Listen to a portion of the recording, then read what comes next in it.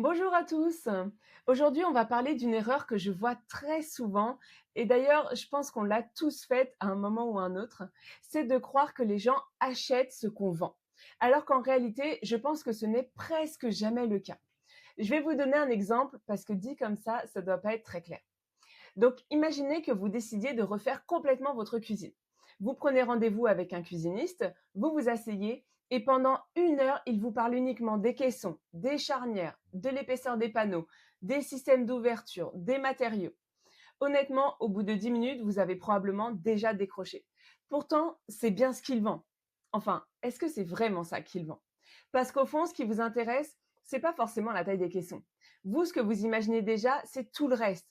C'est les repas que vous allez partager, le fait d'avoir enfin suffisamment de rangement, le plaisir de cuisiner dans une pièce qui vous ressemble, le fait d'arrêter de vous battre tous les matins avec ce tiroir qui coince depuis des années.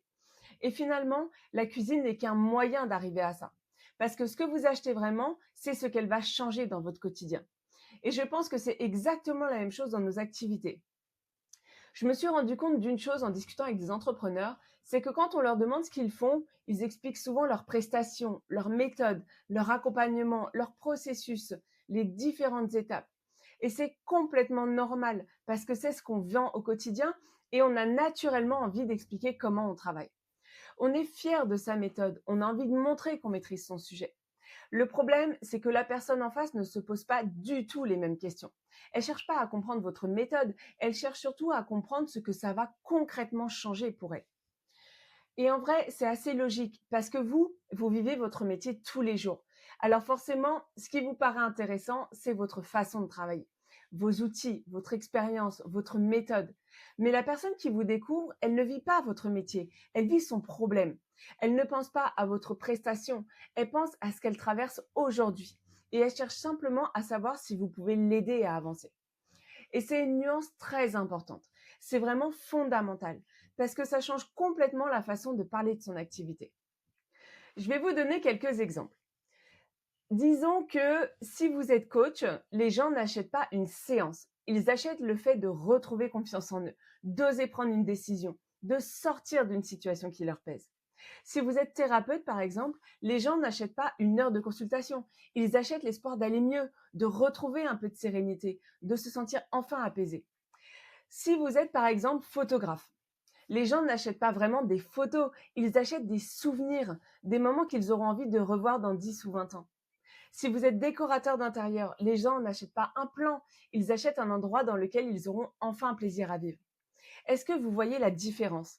La prestation n'est presque jamais le but. C'est seulement le moyen d'obtenir quelque chose de plus important. Et c'est une erreur qu'on fait très facilement, parce qu'on pense que pour convaincre quelqu'un, il faut lui expliquer ce qu'on fait. Alors qu'en réalité, il cherche surtout à comprendre ce que ça va changer dans sa vie. Parce que personne ne se réveille le matin en se disant «Oh tiens, aujourd'hui j'ai envie d'acheter 6 séances de coaching». Par contre, on peut très bien se réveiller en se disant «J'aimerais arrêter de douter de moi, j'aimerais retrouver un peu de sérénité, j'aimerais vivre de mon activité». Et là, tout change. Parce que si vous commencez directement par expliquer votre méthode alors que la personne est encore bloquée sur son problème, vous ne parlez pas de la même chose. Elle en est encore au point de départ et vous êtes déjà arrivé à l'étape suivante. Et forcément, eh ben, vous avez l'impression que votre message ne passe pas. Et je pense que c'est aussi pour ça qu'on peut avoir le sentiment que notre communication ne fonctionne pas. On se dit, pourtant, j'explique bien ce que je fais. Et j'en doute pas. Mais peut-être que la vraie question n'est pas là. Parce que les personnes qui découvrent votre activité ne cherchent pas encore à comprendre votre méthode. Elles cherchent d'abord à savoir si vous comprenez ce qu'elles vivent. Elles cherchent à se reconnaître dans ce que vous racontez. À se dire, c'est exactement ce qui m'arrive. Et je crois que tant que cette connexion ne se fait pas, parler de votre méthode ne sert pas à grand chose. Parce que la personne ne s'est pas encore dit que cette méthode était faite pour elle. Et finalement, je trouve que ça enlève une certaine pression, parce qu'on passe beaucoup de temps à chercher la meilleure façon d'expliquer ce qu'on fait, alors que parfois, il suffirait simplement d'expliquer ce que ça change pour vos clients. En tout cas, c'est une réflexion que je trouve vraiment intéressante parce qu'elle change complètement la façon de présenter son activité. Donc la prochaine fois que vous devrez présenter ce que vous faites, est-ce que vous allez parler de votre prestation ou est-ce que vous allez parler de ce que ça peut changer dans la vie de vos clients? Et je pense que vous verrez assez vite la différence. Si cette vidéo vous a plu, pensez à vous abonner et si vous voulez aller plus loin, vous trouverez également ma formation gratuite en description. Je vous souhaite une belle journée et je vous dis à très bientôt dans une prochaine vidéo.